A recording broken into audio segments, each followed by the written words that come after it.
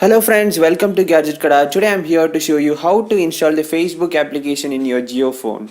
So without further wasting any time, let's get started.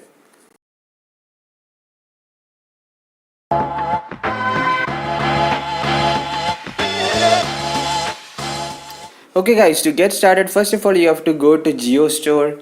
So when you go to Jio Store, you will see all applications like all social or utilities.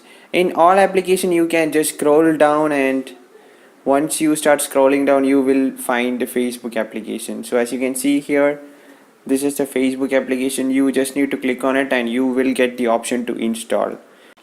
So once you click on install, the application will be downloaded, and you after that you will get the option to open. So you just need to put in your username and password and you can start using it. You will get the complete Facebook application and you can enjoy. So hope you like this video. If you like the video, please hit the like button, do share it to your friends and subscribe to our channel for more exciting videos.